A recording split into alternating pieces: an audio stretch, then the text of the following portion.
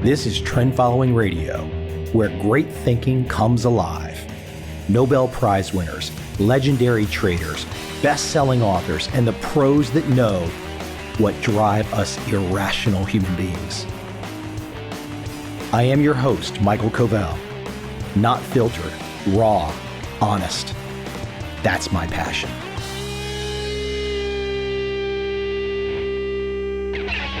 Give me a chance to have the entrepreneurial conversation with somebody who's taken a deep dive, a systematic deep dive, to find out some new insight about success and failure. My guest today has done that. Tom Eisenmann, a professor at Harvard. His new book, Why Startups Fail, a new roadmap for entrepreneurial success. Look, we can't get around the idea of failure. It's going to happen on some level. No matter how great the plan is, some things just crater and don't make it. However, Tom, at his catbird seat at Harvard, with so many students, so many of whom start these entrepreneurial businesses, many of which we've all heard about, from that catbird seat, he decided, looking at all these students, looking at all these entrepreneurs, some with fantastic success and many with not. And he started to think, is there a pattern? What are the patterns? What are the patterns of failure? Again, you can't eliminate failure, but you can start to see certain things that raise the red flag. Without any further delay, let's jump right into my conversation today with Tom Eisenmann and talk about some failure.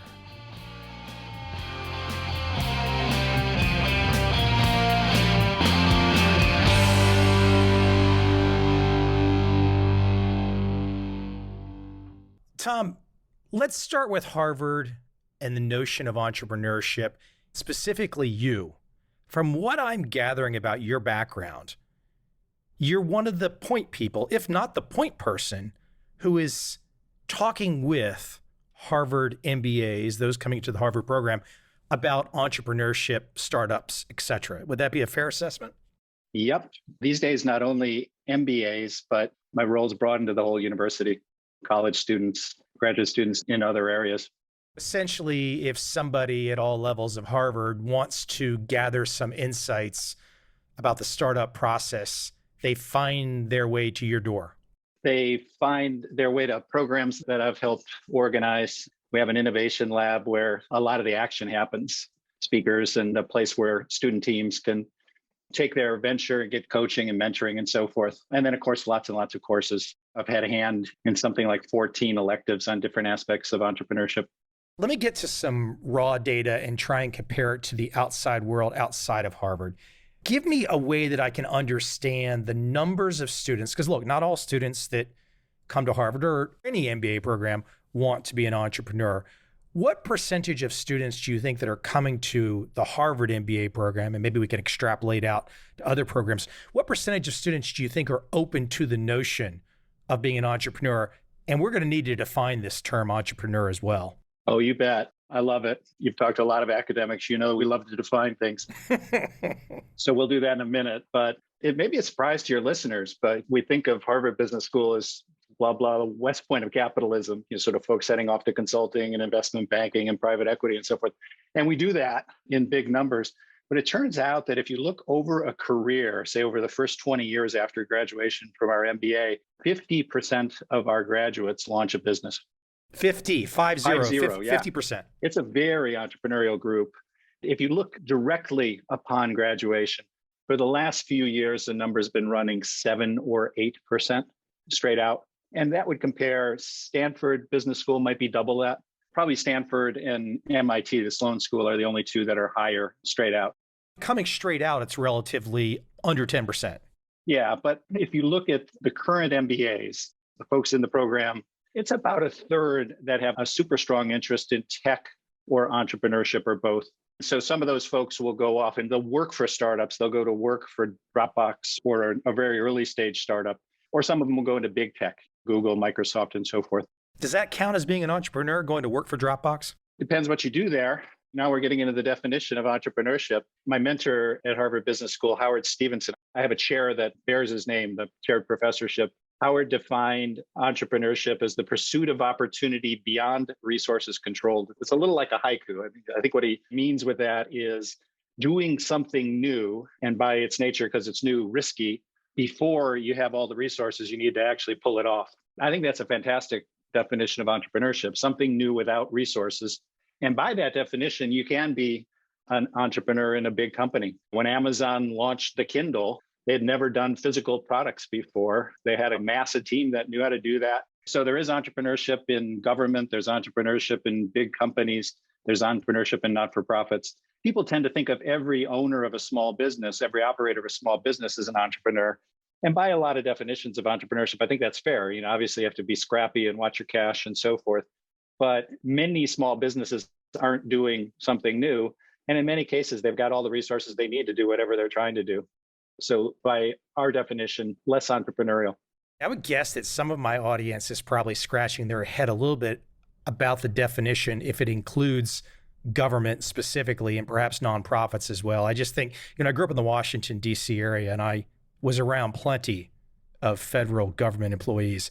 And the last word that I would ever attach to them, any way, shape, or form, is entrepreneur. It's just a word that just doesn't seem to mesh with the ethos of the 6 of the top 10 wealthiest counties that surround Washington, D.C. I hear you. And I think a lot of people would view corporate entrepreneurship as an oxymoron. And I'm not saying that every corporation and every government agency, every government employee is an entrepreneur. I'm saying it can exist. I'd point your listeners a little plug for a colleague's book he just published. My colleague, Mitch Weiss, has published a book on entrepreneurship in government. It's called We the Possibility. And it's a fantastic set of case studies of folks who wanted to make change happen inside government agencies and what they had to do that. And you see the same thing, something new without resources. And inside a bureaucracy, you really have to scrap to get the resources together and get the permission to do it. Some very entrepreneurial behavior. Does that somewhat, though, dampen our hero status of the Mark Andreessens in Netscape and the Steve Jobs at Apple, the Bill Gates at Microsoft, if we add in a bunch of folks that are in the bureaucracy learning how to navigate it? I just don't know if I can connect those dots and fall on the same page. I still remember when Netscape came out. I mean, that was almost like a religious type thing. It was like earth shattering. Tell me what you would describe me. I've always been one of these types of people that's like, wow, okay, if somebody has an idea, they got nothing else except an idea, and they, as you point out, maybe they don't have the resources yet, but they jump into that idea, they commit to it, and they do things and make things happen that one would never expect and one possibly could not imagine. That's it. That's the definition. And I'm telling you, entrepreneurs are everywhere. But for sure, they are what you described a minute ago, the Jobs and the Andreessens of the world. I mean, that's the core. And those are the role models. And that's where we get a lot of the lessons for how to do this well. Let me keep it at data for a moment. Your data specifically, students coming through Harvard. Give me something that I can wrap my arms around, X, Y, Z number of students that came through Harvard that officially launched a startup or whatnot. And then let's start to unpack failure rate. How can you put some size to that so I can understand it?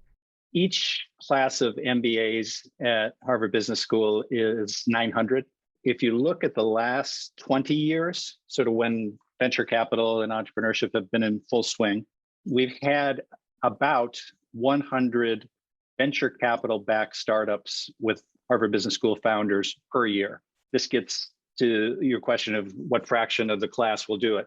Figure 100 a year and raising venture capital. 100 students out of 900. I mean, I guess some of those could be partnerships but amongst students or something like that. These are firms. The 100 are unique firms. So it might be even more individual students. And you're right, there are some co-founders.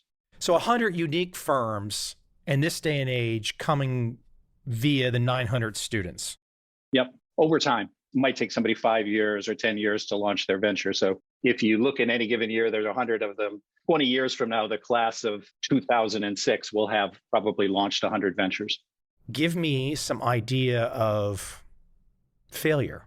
We're going to have to define failure too, probably, right? Yeah. Failure can get complicated. You are good at this. First chapter of my book focuses on the definition of entrepreneurship and then the definition of failure. you might define failure as a business that's shut down. In many, many cases, of course, that feels right. But there are actually projects and companies formed around projects that shut down without failure at all, right? A movie would be an example. A motion picture team comes together, they do the thing, edit the film, boom, everybody disperses. They go off their separate ways and do it again somewhere else. It'd be very unfair to call a film a failure if it was a success in particular. Although most of them fail. Exactly. There you go. That's a different story. Probably at the same rate as startups, by the way, in the order of 80%. Another definition of failure would be bankrupt. But there are a lot of businesses that raise outside capital. They can generate enough cash to survive, but never enough cash to earn a positive return for the original investors. It's not an endearing term. Some venture capitalists will call those firms zombies or living dead. They're a drag on the portfolio because they do require some attention. You may still have a board seat, which takes time, but labor of love, really, and a way to preserve your reputation as an investor, but you're never going to make money. And that's a surprisingly large fraction of the companies in many venture capital portfolios. To me, those are failures, at least from the investor's perspective. You could also define failure from the perspective of the founder and their goals. I wanted to change the world. My venture failed, but boy, we got a lot of attention and we changed the way people think about XYZ.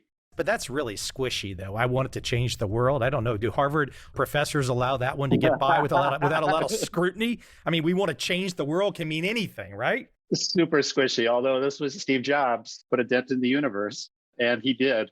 But usually it's changed this world, this part of the world in a very specific way. So the founder has specific goals for impact and has that impact, but the venture itself doesn't make money or doesn't sustain. Is that a success rather than a failure? By the way, there's another definition, which is societal impact.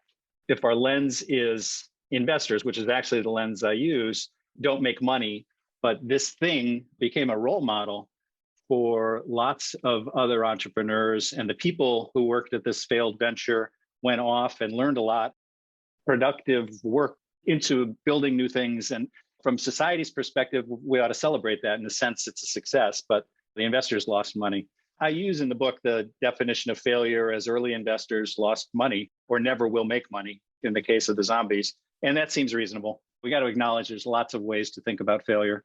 And by all those definitions, we haven't actually looked at the failure rate for the Harvard Business School startups. I imagine it looks just like the failure rate for a broad basket of venture capital-backed startups, which is very high. For example, if we were to compare Harvard to Stanford or whatnot, you don't think there's necessarily any difference on these failure rates, however we define failure? I'd love to think we've got some magic and we're teaching things that inoculate our students from failure, but I'd be truly surprised if that were the case. There's just so many.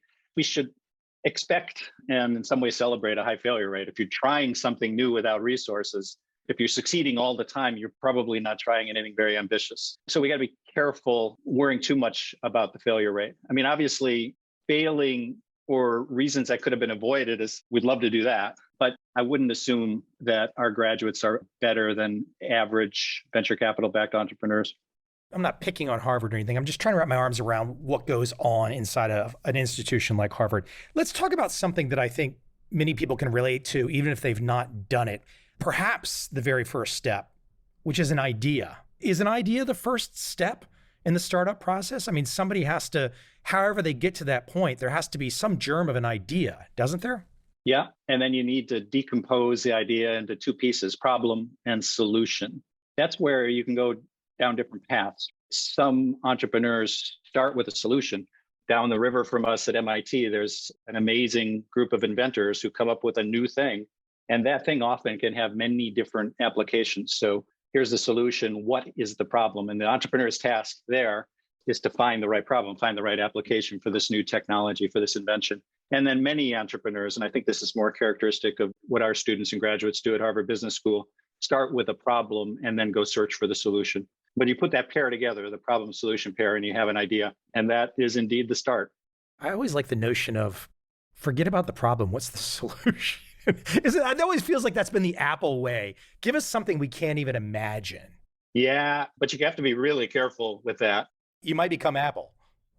Yeah. I I get this a lot from entrepreneurs and from my students and so forth, but Steve Jobs did X, Y, Z. And you just have to say, you are not Steve Jobs. It's like once in a century kind of quality of entrepreneur. There is something to the notion too, that people have to go back in time and do a somewhat of an autopsy, but the fact that the two Steves put something together in 1977 at the forefront of it all gives wind and sail behind them that other fellow entrepreneurs just don't have. Now, of course, Apple almost died. Steve Jobs had to rebirth it, so to speak, which is an entirely different story. But there is something to be said about really looking at the full horizon of how somebody took an idea to massive success. You can't just assume, okay, it was Steve Jobs and therefore it applies to me. Yeah. The remarkable thing about that story is not so much the genius of the original Apple computers. I mean, it truly was genius, but the fact that Jobs did it over and over again with the iPod, with the iPad, et cetera, that's really remarkable. And that's what makes Jobs so special, and Elon Musk so special for that matter. Let me ask you a big picture question. Where do you think we are on the tech side of things, on the innovation side of things? I felt like in the last bunch of years, I guess in the 70s and 80s, the personal computer was a big deal. Getting to a graphical interface was a big deal. Netscape and email was just game changing. The iPhone was a game changer, all the smartphones. Where are we now? What is on the plate I know Amazon's doing a lot of crazy big stuff, and all salute and props to Jeff Bezos, but malls in America disappeared and now there's an Amazon. It didn't necessarily change my life to get stuff in a brown box. I know they do a lot of other things, okay, hosting, et cetera, but where are we in terms of innovation? I rattled off a bunch. You can agree or disagree. You can add some if I missed them. But is there anything on the horizon right now that's going to really alter our existence? We had Skype, now we have Zoom. Okay. I know the podcast is called Trend Following, but I'm no futurist. You're right. The computer and then the computer in your hand, the mobile phone, are gigantic changes. And so in the world of information technology, I suspect we've had the two big waves. If there's more to come, it's going to be around applications of machine learning and artificial intelligence, which are spreading through the whole economy. Everywhere you look, people are applying these models and learning how to use them. You won't even know it's happening as a consumer necessarily, but it's going to change a lot. And then the applications, I'd say, beyond that, or the big trends, they're in other arenas. I mean, gene editing in our lifetimes could have an enormous impact on the way we live. If self-driving cars, well, there's a lot of work to do, but that's a giant change. Imagine 20 or 30 years from now, I'll be in a retirement home. The car just pulls up in your driveway with no driver and takes you where you're going. You keep working and talking and do it. I like driving. I won't push you on the future stuff. Let's get into the heart of the matter. Let's start to break apart your expertise, this particular book, failure. Let's start at the very beginning, out of the gate. Someone's got a great idea. They start to put the pieces together. Where is the first sign of failure? Now, you've looked at a lot of different failures and you've found a lot of patterns to failure. Let's talk about the idea phase, that first step, some of those first steps that we can all learn from your insights. One of the first aspects of failure unfolds and shows itself. That's a failure pattern that I call a false start. False start, just like track and field or swimming, when an athlete jumps the gun, gets back, sometimes gets penalized. And the false start for an entrepreneur happens when that idea is burning so brightly, the problem solution pair, that they just have to get started. They want to build it and they want to sell it. They don't want to make money from it. That's an interesting point. So they want to sell it. They see the ecosystem, build it and sell it, not build it and make money from it. Most entrepreneurs want to make money, but there's a lot of ways to make money as an entrepreneur, right? You can build a great business and sell it for a huge gain, the way a lot of tech entrepreneurs will make money. These businesses are still doing IPOs without recording profits because investors sort of see the potential for profits way out in the future, big profits. I think that's in the background for sure. Make and sell. But the key here is this entrepreneur has jumped the gun. They've gone into the engineering process before they've really got a deep understanding of customer needs and whether the solution they've envisioned is going to meet a set of strong unmet needs. That's deadly, because when you're doing something new with limited resources, that you're going to get it right the first time. If you haven't studied the market, if you haven't studied customers, if you haven't really tested demand for the solution you've got in mind before you've actually built the solution, then the chance you're going to make it work is pretty low. And what you've done as an entrepreneur, you've only raised so much money. You only have so much time before the money runs out or your team members' patience runs out. You can pivot, change the product, launch a new version of the product that better meets the needs of the customers, but you've wasted a cycle. That first several months that you spent building and selling something that didn't hit the mark comes back, and it cuts into basically the time you've got available to make this thing work. One wasted cycle, time and money are the most precious resources that an entrepreneur has. So if you waste a third of your time on a loser that could have been a winner, if you'd just done a little bit more upfront work, that's a tragedy, really. So we talk about a false start. I think you phrased it in part of your answer there, though, also. There's the notion of a false positive. I think one of the examples that I saw in your work was Groupon. Let me see if I can phrase it. Maybe I'm wrong and you can correct me. But Groupon had a tremendous number of early adopters. I was not one of them. I could have cared less. The whole thing felt like coupons from the supermarket, which I didn't use to begin with either.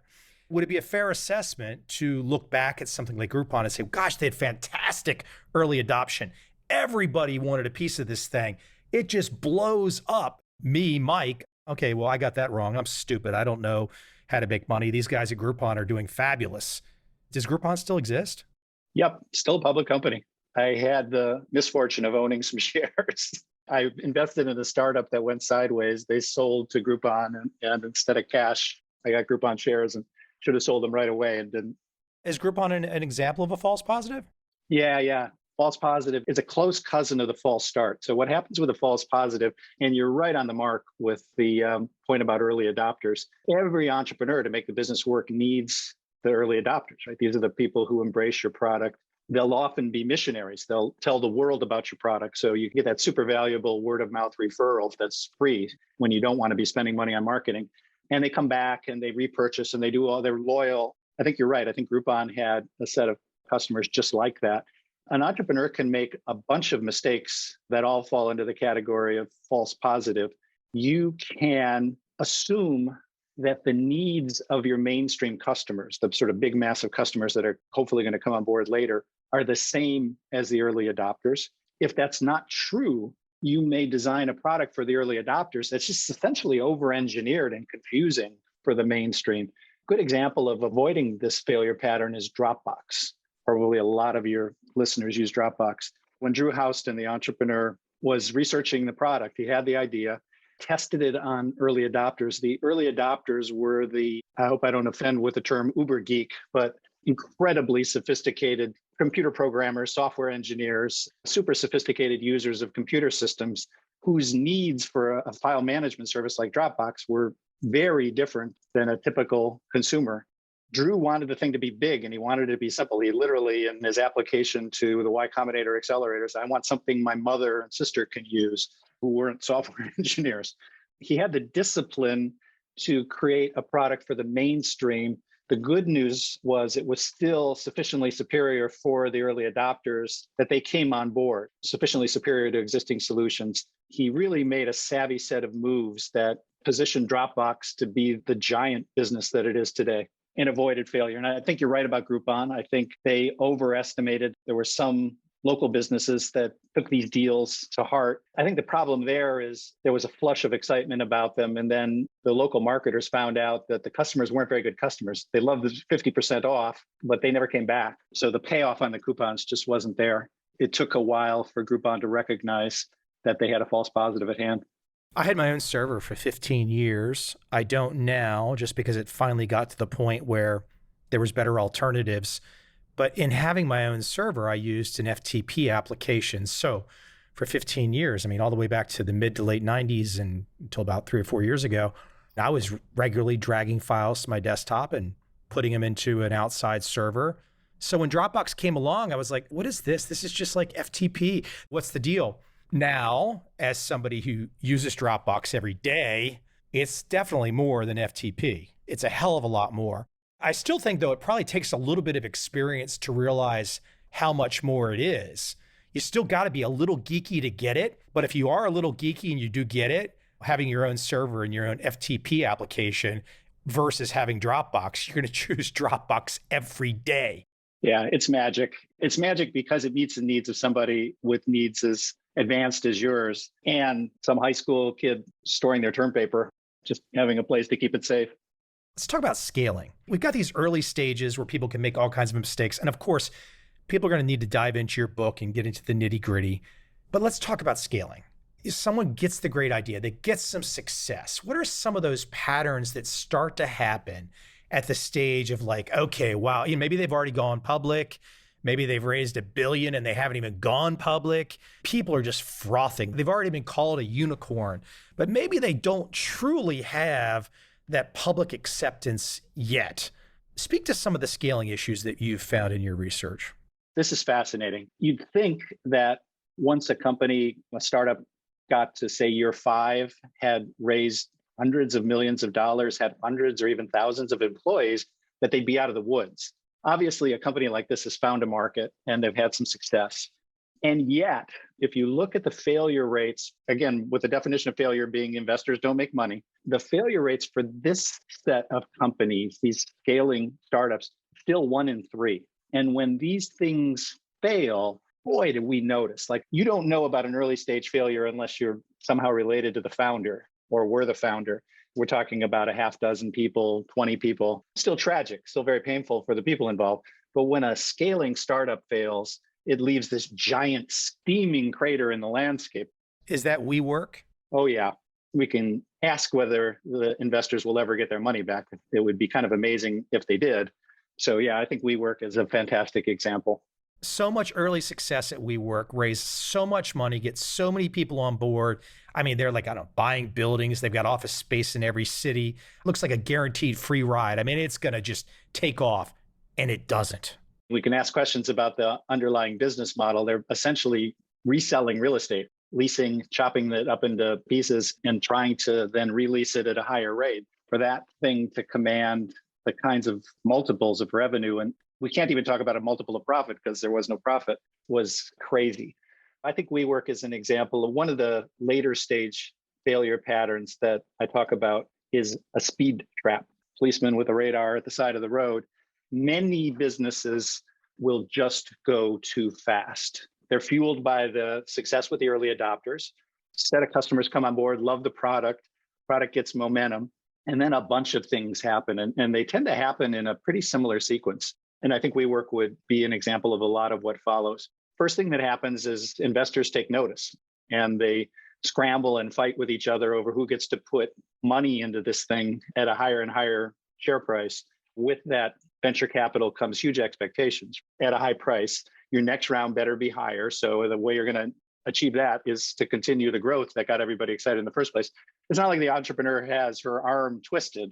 Right? Entrepreneurs love growth too. So everybody's in sync. We're going to grow this thing. And it turns out, by the way, competitors start to notice. So you get clones. Sometimes sleeping giants, sort of incumbents in the space, will wake up and see this newcomer. Google noticing Dropbox's success, launching Google Drive. The next thing that happens is the crucial linchpin. The next wave of customers you need to sustain the growth just aren't as interested in the product as the first wave. They're going to purchase less. They're going to repurchase less often. They're going to be less inclined to generate word of mouth referrals to friends and acquaintances. You get the squeeze where the value of a customer is coming down and the cost of acquiring customers is going up. You've got to discount your product. You got to market more aggressively to get the next wave. So you get this squeeze on the value of customers. For a while, as long as the growth is going, you can raise rounds of new capital at ever higher prices. But then some other stuff's going on inside the company. Some businesses are just pure software businesses, add some servers, not that hard. But many businesses, Groupon would be an example. Amazon is certainly an example. When you grow, you have to add legions of humans to do things, pack boxes, answer the phones. Think of Robinhood with the volume of customer service inquiries they had when the trading volumes took off. It's hard to hire a lot of people fast and train them to do a job. You're doing all of this, by the way, in a company that, unlike a big established company, has all sorts of processes for onboarding people and training people, middle managers who can supervise and sort of report on up what's going on. All of this process is missing in a scaling startup. It's got to be put into place. So you got to go in and hire managers that can do all that. And the knock-on effect of all that is a set of often cultural changes and dysfunction. So you get conflict between the old guard, the people that were there at the beginning, who've got really valuable stock options at this point, and the new guard. New guard tend to be specialists, somebody who really knows how to run a warehouse. The old guard are generalists, jacks of all trades who will sort of shift between functions as needs require. The new guard thinks the old guard doesn't understand their value, what they do. They're kind of useless in the way. And the new guard thinks that they don't really understand the mission of this place. Like, you weren't present at the creation. You really don't understand what we're all about. And then you get cultural conflict between fiefdoms. The warehouse will have a different culture than the marketing people, have a different culture than engineering, and a lot of finger pointing and blaming and so forth. So this all festers and eventually catches up with the entrepreneur, and people realize it's just not getting better.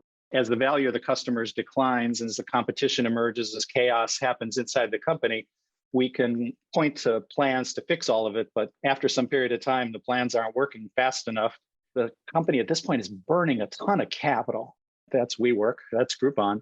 Investors won't put more in at some point, and then the thing can unravel incredibly quickly. And that's a speed trap. I'm looking at your title for your book, Why Startups Fail, A New Roadmap for Entrepreneurial Success. I have to read it just to remind people. And I'm thinking of Jeff Bezos and something that he's talked about. He's talked about it in his shareholder letters and whatnot. So he'll say, look, people see our successes, but they don't see our failures. And then when he starts to talk like that, you start to realize, okay, behind the scenes, Jeff Bezos is running his own venture capital firm inside Amazon. And that's why they have all these great new innovations. He's willing to take the chances, and that's what he does. But he makes the pertinent point there, though, that we don't see the failures. I don't know his exact failure rate of everything that's going on inside. I'm gathering it probably is similar to me asking you questions about Harvard. So the question I have for you, as you put your work together, as you do this research, are you trying to give hope to entrepreneurs that they can get around the failure process? 5 years or 10 years from now, would we actually get to a point where we can understand failure and this standard issue, the Moneyball thinking, the way people think about taking a chance on something? Well, we backed 20 ventures and one of them became Google and 19 were failures and Google paid for the failures.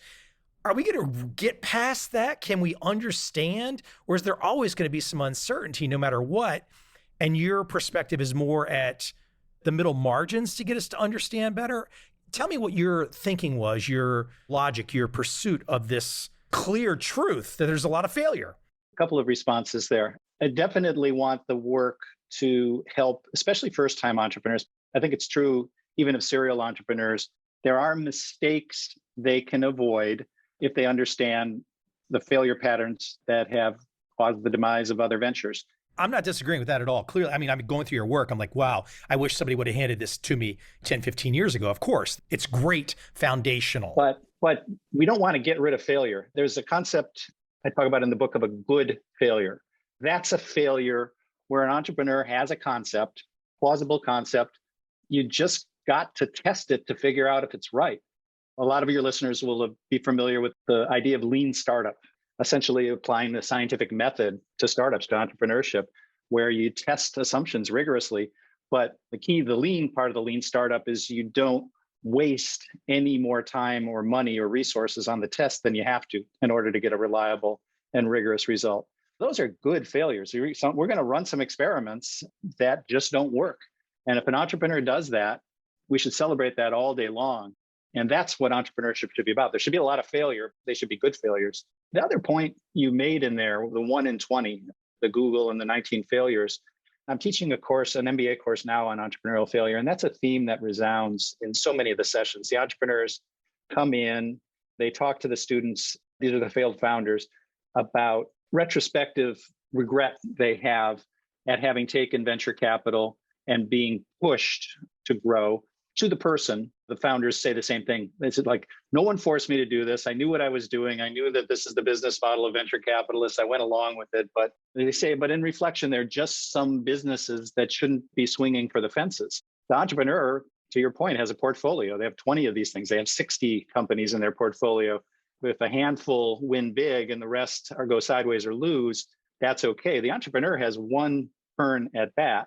And with that one turn, you may think very differently about taking a gamble on a risky move that could pay off in a huge way, but has a high likelihood of not working. And I think a lot of entrepreneurs are thinking about this, and we're seeing some new financing mechanisms that are less like the venture capital model and more like a profit sharing, patient capital, profit sharing capital. The venture capital firms are always going to want a stable of moonshot potentials in their portfolio. They're going to actually have a different mindset than the entrepreneur. They might want to, some young guy comes in and maybe his idea is a little off the wall or whatnot, doesn't have it so thought out, but the venture capital firm thinks to themselves, wow, if this sucker takes off, and for us, it's just one of 20. So if he bombs, who cares? Let's go all in on this and see what happens. That's the logic. I wouldn't want to throw VCs under the bus. I think most of them do care. They live with the failure, right? They're on the board. Once a month, they're sitting down with this entrepreneur, sort of living the pain. They'd like to avoid it. But they know the math, though, too. The math is well known. So I'm not trying to say they're bad guys. It's just the model. It's the model of, it's a mathematical expectation formula. Okay, we're going to have a lot of failure and we're going to have some big winners, and the big winners are going to pay for the losers. And that's the game they play, right? Yeah. And there are plenty of entrepreneurs out there that are eager to play the game with them. My point would be there are a lot of entrepreneurs, if they understood the game better, might look for a different way to get funded. Fair point. Fair point. Hey, let's talk about that, about people in particular. I'm curious. I mean, obviously, you're at Harvard, so you can tell us a little bit about the student body there. Maybe we can extrapolate out. Talk about personality, the types of individuals. Because look, I'm guessing for most of the Ivies, and I've said this before in this podcast, most kids might just be an average kid, but they're really smart, high IQ, great SATs. They just study hard. That doesn't necessarily mean they're going to be a great entrepreneur or a great leader or anything. It just means they've done well so far. They get to Harvard now, and now, okay, their eyes are opened up to even more. Speak to the different personalities, though. How much of that is driving success? To quote some from your work, we could have a headstrong founder. We could have you could probably guess where I might fall in here, or we could have a tentative one.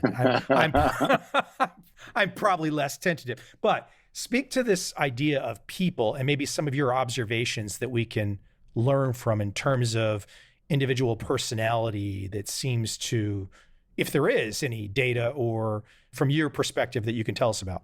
Yeah, we got to separate here what I think many of us believe to be true about entrepreneurs. It just sort of seems intuitively clear that an entrepreneur is a certain kind of person, and then talk about the data, which, to give an advanced look at that, basically say there is no entrepreneurial personality. There are some traits of entrepreneurs compared to the general public that stand out. They are more overconfident. That can translate into headstrong, to use the term you used a while ago.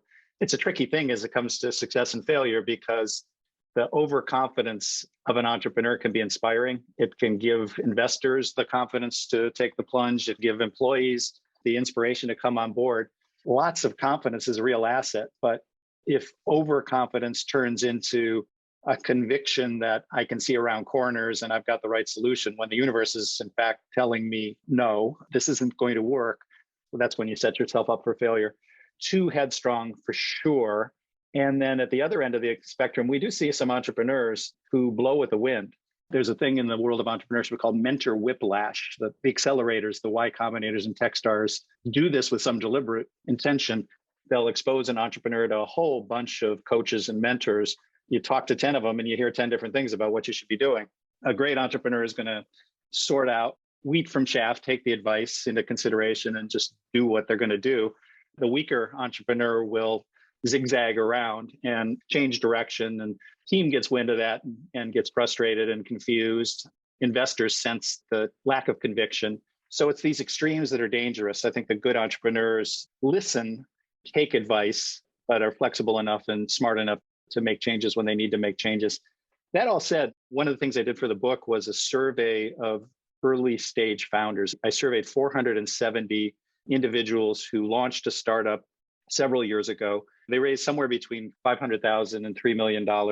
And then I looked a few years later, how many of these were trending well at an increase in valuation of the equity, and how many of them had either failed outright, shut down, or the founder was honest enough to admit that their equity was worth less.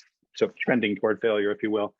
And I asked them dozens and dozens of questions, including some questions about their self-perception of their personality. And of course, self-perceptions can be deceptive and tricky, but basically, there was no statistical difference between the people that were doing really well and the people that were trending toward failure against a whole bunch of attributes. Are you persistent? Are you charismatic, et cetera, et cetera? No difference. The only attribute that stood out was methodical. And entrepreneurs who self-assess themselves as being more methodical were more likely to do well. But if your confidence level in statistics is 95% and you ask 20 questions, one of them is going to pop out just randomly. Careful even with that. That work that I did is echoed in a lot of research across academia about entrepreneurs. There's an assumption that entrepreneurs years ago were high achievers, sort of really achievement oriented. Doesn't turn out to be true. Psychologists, I'm sure you must have had guests on this podcast that talk about the big five stable psychological traits. And there do seem to be some differences between entrepreneurs and the general public: neuroticism and openness to change and extroversion and things like that. There's some subtle differences, but there's so many people out there being entrepreneurs, successful and failed, that you're mostly looking at a slice of humanity. I've had a chance to meet a very successful entrepreneur. I can't name him at the moment. I've had a chance to meet a lot, but I happen to be in Saigon, Vietnam today, and he happens to be here. And he's one of these great classic stories. Everyone in America would either recognize him, recognize his product, or could find his Wikipedia page in 2 seconds. But he's the classic self-starter, made a product, made a bloody fortune. You know, he's on all the lists, all that kind of fun stuff.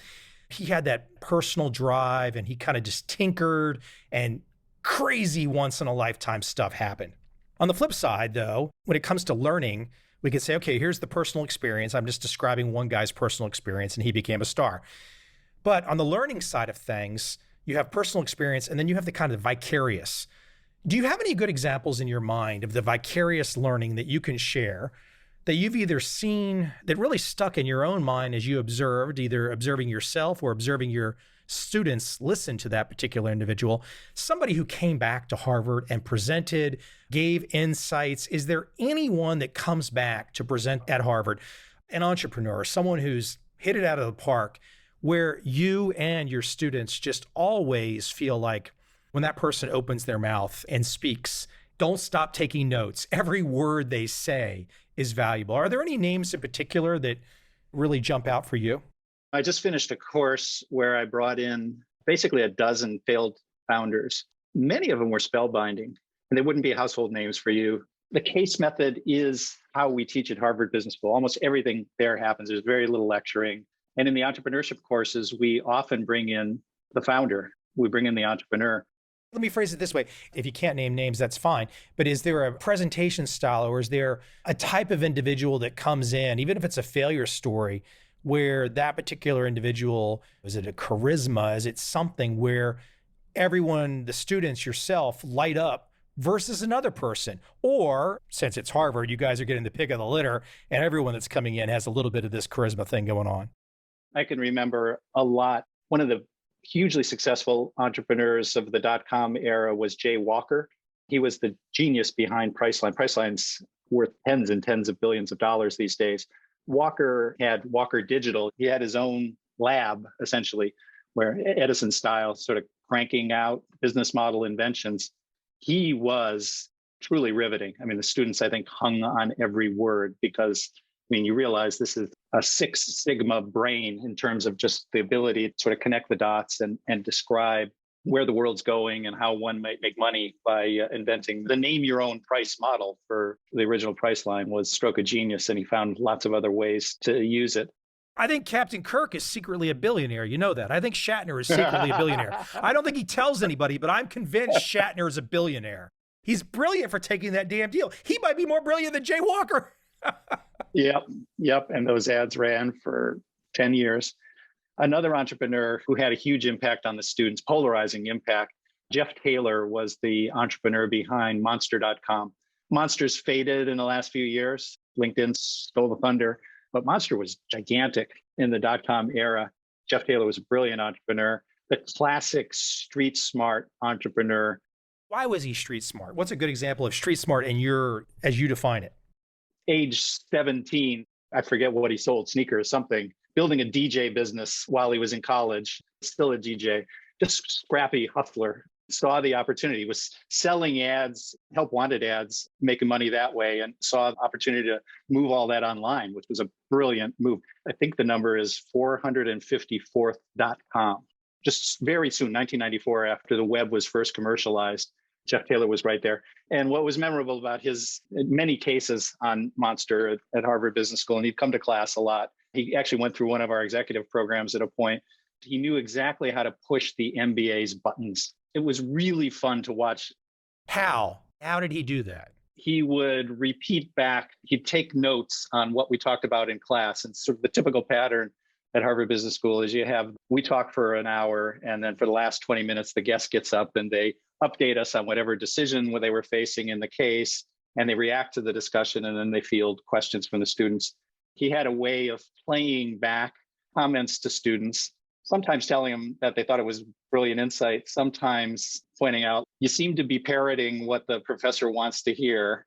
It's not funny coming from me. It was really funny because classmates listening to this person being, essentially he's a really well done roast. He has that skill, and you can tell how incredibly effective it must have been in a selling environment, and what a great entrepreneur he was as a result of his ability to read people and entertain while simultaneously making pretty powerful points. I'm going to run out of time here with you, but I got one more question, kind of a follow-up on a phrase you used to describe MrMonster.com, and that is a scrappy hustler. Do you ever have conversations, and this is not meant to be critical, but I think it's a fair thinking. I mean, at one stage of the game, Jobs and Wozniak were scrappy hustlers. If you look at the Google guys, they were kind of scrappy in what they were doing early on. Do you ever talk at Harvard? Here you have all the folks that have got the damn highest SATs. They got the best grades. You're in this rarefied air environment, really. Then you have to kind of look outside it all and say, well, look at the scrappy hustlers outside of where we are. How does that get talked about inside Harvard? Because here's Harvard. Very smart people, high IQs, rarefied air, but there's a scrappy hustler guy over there who didn't do any of this stuff, and he kind of made it. I know exactly what you said. By the way, Wozniak, I wouldn't describe as a scrappy hustler. He's Jobs, of course, engineering genius. It's just an astounding engineer. But hold on, there's a lot of astounding engineers. Those two guys had to take, maybe Jobs was recognizing this in Wozniak, they had to take his engineering skill and do something with it. He could have been a geek in his basement, just engineering for himself, but he had to take it to the market. That's the alchemy. They needed each other. That amazing combination of Jobs' vision and salesmanship and Wozniak's brilliant engineering gave us what we have today. I didn't mean to interrupt. You're going to give the answer on my long-winded question. The point about the students, I think the students see it. I think we see it. A lot of my colleagues, I came out of practice, but I was a management consultant. It's like business school in a company. So I wouldn't pretend that I've got the experience that a lot of my colleagues who were entrepreneurs bring. But all of us, I think, try to make the students aware that so much of entrepreneurship is selling. You're selling all the time. You're selling your ideas to investors, to customers, to potential employees, to strategic partners. Selling, selling, selling. By the way, you're also negotiating all the time with those same parties. Many MBAs haven't had any sales experience. There's a giant industry out there of training salespeople. I think a lot of people will think you're sort of a born salesman and you're natural, but that's not right. People can be taught the basics of how to listen and how to play back. It's the skill that Jeff Taylor had. A huge fault of our MBA program, I would say 10 years ago, was we had very few courses on sales. We've changed that. We now have a couple of courses on entrepreneurial sales taught by people with practical sales management experience. They can take the courses and they'll learn a lot in those courses, but where you really get the experience is from doing it. We push students to have project experiences that can sort of duplicate the rejection that comes from first off, selling well, listening and understanding your customers' needs and whether you can fill them. But then emotionally being able to deal with the rejection because you're going to get the door slammed in your face over and over again. The hardest part is convincing students after graduation, go take the plunge, go be a salesperson, work for Cisco or Salesforce.com, and actually go to work for a few years in sales and pick up those skills. People do it now these days, but not in large numbers. I wish more entrepreneurs that come out of business schools would have some practical selling experience before they launch. The book, Why Startups Fail, a New Roadmap for Entrepreneurial Success. I have to tell you a 30-second story. Maybe it's 1 minute. I'm in Saigon's airport 4 or 5 years ago. I'm sitting there with my parents. They were visiting. We're going to fly back to the States. Some guy taps me on the shoulder and wants to use his splitter on my plug for my laptop. I took one look at his face and I said, sure, as long as you give me a selfie. He started laughing, and that was Wozniak. Is that crazy, huh? Yep. So he turns around, he takes a quick selfie. He laughs. It didn't bother him or anything, So my father looks at me. My father's like, what the hell are you? Who is the kind of chubby guy with the beard and the gray hair? And why are you taking a picture with him at 12 a.m. in Saigon's airport? I have my own picture with Wozniak. It's with my son, who then was 16, 17 years old, being a homebrew computer type, had built a computer, no semiconductors, no chips, just little transistors, transistor to transistor logic. And it got posted on the hobbyist things in the threaded conversation, sort of reacting to this achievement, which is an amazing achievement. There's something from somebody who calls himself Steve Wozniak. And I said to my son, I think this is real. You ought to respond to this. And he did. And Wozniak actually invited us out to dinner, and we had a chance to meet him. And the highlight of my son, and my son's now a software engineer for a startup, but that dinner and that meeting were a huge highlight of a young man's life. Yeah, seriously, that kind of stuff can inspire someone in a big way. By the way, I was watching a video the other day on YouTube. I had no idea, but I knew he worked at Atari, but I did not realize Steve Wozniak wrote Breakout. So, that's right. I did not know. And worked on the night shift because his body odor was so extreme that they had to keep him away from the day shift. Great stories, fantastic stuff, right?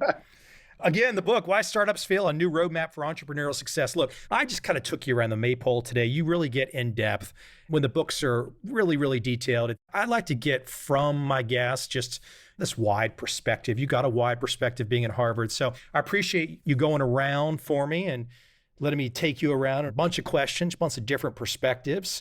And people have to check out the book. Tom, is there a website you would like to direct people to? They can find you at Harvard easily, but is there a particular website, the book on Amazon, all that fun stuff, but is there a website you would like to direct people to?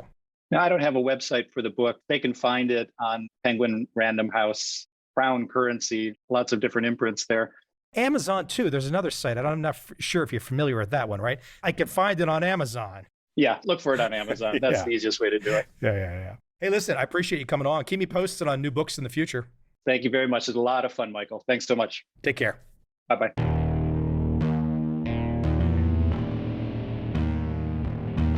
I see a time when those awake will understand how to make money in up, down, and surprise markets. Whether new trader or experienced, college student or financial advisor, protecting against a crash or just trying to make a lot of money, trend following offers everyone an answer in uncertain times. To get started immediately, send me an email, michael@covel.com.